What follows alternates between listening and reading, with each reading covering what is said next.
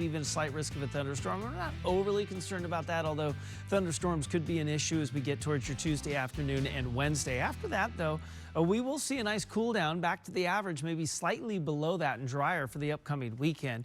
Final hours of summer as fall officially arrives just after 11 a.m. I'll have more coming up in just a few minutes. Right now, a look at traffic. Ginger, good morning to you. Yeah, I got my kids all excited about it, talking about, oh, it's going to be fall today, first day of fall, that kind of thing, or later on, right?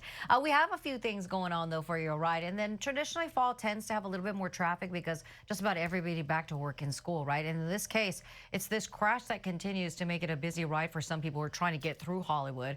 Remember, just sometime after 9 o'clock, hopefully they'll be able to release Gower Street, where it's closed between Yucca over to Franklin. And then remember, the off-ramp, the 101 North off-ramp is closed. That's the only thing closed on the freeway, because if you exit the freeway, guess what? You're going to run right into this. Now, it looks to us like it should have already pretty much wrapped up. We see all the cars that are flowing. You see it. So it doesn't look like we have anything still left in lanes. This is the 91 eastbound side at McKinley Street. Now, we know that there's about 50 feet of the chain link fence that was damaged, but that's it. They haven't talked about repairing it or anything like that, and they really did have that last right lane closed as they tried to retrieve and recover the vehicle that was so heavily damaged in this crash. We know that there was a transport of somebody to the hospital as well. Otherwise, I will say that it looks like things have really started to improve here, and not a bad one for that westbound side as well. We're going to keep track of all these things for your drive. I'll send it over to you guys. Ginger, thank you. Another protest planned today calling for Jimmy Kimmel to be reinstated after he was indefinitely suspended last week. The incident has sparked debate over free speech and censorship. Ktlat's Aaron Myers live now in the News Center with the details on that. Aaron, good morning. Good morning, Jess. As you said, Jimmy Kimmel Live was pulled off the air indefinitely last week, and the future of the show now is in limbo. Since the suspension, the late-night host has faced backlash, but also gotten support. Howard Stern spoke about the situation on his show this morning. I just know when the government begins to interfere, when the government says, I'm not pleased with you, so we're going to orchestrate a way to silence you. It's the wrong direction for our country, and I should know. I've been involved in something like this. And now ABC is put in the same position. And it's unfortunate that ABC even has to be in this position. They shouldn't have to be in this position. I feel for them, too, in this. Stern also called the suspension horrible. Demonstrations have been taking place, and a mobile billboard has been making its way around Los Angeles calling for people's right to free speech. Several reports say Kimmel has met with executives from Disney, ABC's owner, and according to Bloomberg, is likely to meet with them again this week. Jimmy Kimmel Live staffers were also informed they would be paid for the week. Now, the suspension came after Kimmel made comments on his show a week ago about the shooter accused of killing conservative activist Charlie Kirk.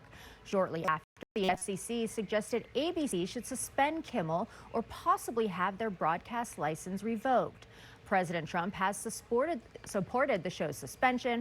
Senator Rand Paul also spoke out on Face the Nation yesterday, saying you can be fired for what you say at work, but the government and FCC chair shouldn't be involved.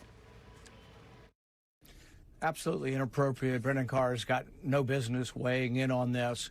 But people have to also realize that despicable comments, you have the right to say them, but you don't have the right to employment. Since the suspension, posts appeared online saying Disney had lost nearly $4 billion in value because of it. That has not been verified, but reports do show that Disney shares did fall by about 0.67%. The call to boycott Disney has been growing, with many saying they are canceling their subscriptions to Disney-owned streaming services. Hundreds of celebrities, including Jennifer Aniston, Tom Hanks, and Selena Gomez, have also signed an open letter by the ACLU supporting Kimmel. The late night show's host, cousin Sal, a writer and performer on Jimmy Kimmel Live, was on the Bill Simmons podcast last night. I wish I could say anything. There are a couple bombshells still there, so I'm feeling good. We're going to be all right.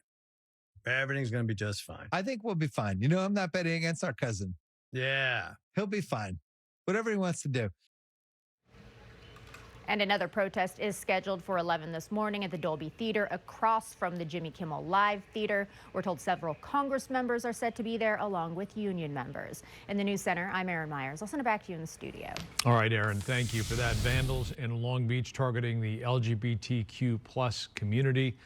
posting hateful messages outside of the Long Beach Pride offices. Graffiti with homophobic slurs and symbols and swastikas were scrawled across a utility box on Saturday, right outside of the nonprofit that organizes the city's popular Pride Festival. Long Beach Mayor Rex Richardson calling the act of vandalism vile. The organization is urging residents to respond with love rather than fear. The incident is being investigated as a potential hate crime. Another video of a delivery robot going viral. The footage appears to show the robot nearly running a man on a mobility scooter off the sidewalk. Seriously?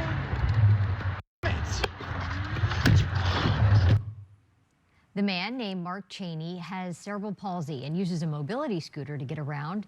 He said the robot had been acting erratically and almost hit him before he started recording.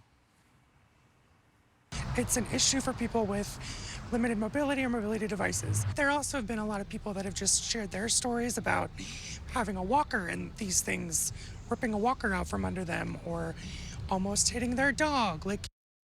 In a statement to KTLA, Serve Robotics said, quote, "We are continuously working to improve how the robots navigate and interact with others, and will be implementing improvements as a result of this incident." 300 swimmers jumped into the Chicago River yesterday, raising money for charity and making history in the process. It's the first time open water races were held in that water since 1927. The Chicago River Swim was a celebration of the long, hard work it took to make it clean enough for swimming again. Proceeds will go towards paying for youth swimming lessons and research into ALS, or Lou Gehrig's disease. Well, that's nice. It's clean enough to now swim in. Yeah. Should you want to? Yeah. And for a great cause Yes, as that well. They won't do that in March. Isn't that when they dye it green? Right? Yeah, St. for St. Patrick's Patrick's Day, yeah. Yeah. But yeah, it is definitely nice. Well, I don't know if you've seen the plans for Soldier Field, what they're doing over there, but No. you know, Chicago, they're doing a lot of great stuff over there. Good day trip. Yeah. What are you laughing at, Frank? You're looking. No, I just, it's you're like kind of out of interesting. nowhere. A lot of good things they're doing in Chicago. Well, you know what? Hey, listen. You know, you gotta. Job at WGN. I was gonna say, gotta suck up to the folks over there at WGN. You just never know. You just never know. Anyway. You like that deep dish pizza? I do. I'll get some Connie's. You know, that's a good. Gino's. You go to Gino's. Gino's. Connie's is a good one too. Don't sleep on that one. What's a big hot dog? There's a good a hot dog. Vienna beef. Well, there's Vienna beef, but I think that You put the tomato on it Yeah. in Chicago. Portillo's, they do a little bit of that there. What's that? Portillo's, they got a good, good Portillo's? Chicago dog there. Yeah. Okay. Yeah. But listen, we should just do a segment. We'll Navy Pier, wowee. We're going. Anyway, listen, this is brought to you by the Chicago Tourism Bureau. So anyway, hey, good morning, everyone. I am in for Mark Kriske this morning. We're going to make this a quick look at your weather. We'll get things moving along here. Here's your 7-day forecast. Today, we're still warm. We're still humid. We still have a chance of some thunderstorms. I feel like this chance of thunderstorms is kind of gratuitous. Maybe we get a couple that pop up. By and large, 90%, if not all of us, are going to get through the day just fine. You will feel some heat. You will feel some humidity. Tomorrow's our first full day of fall. Fall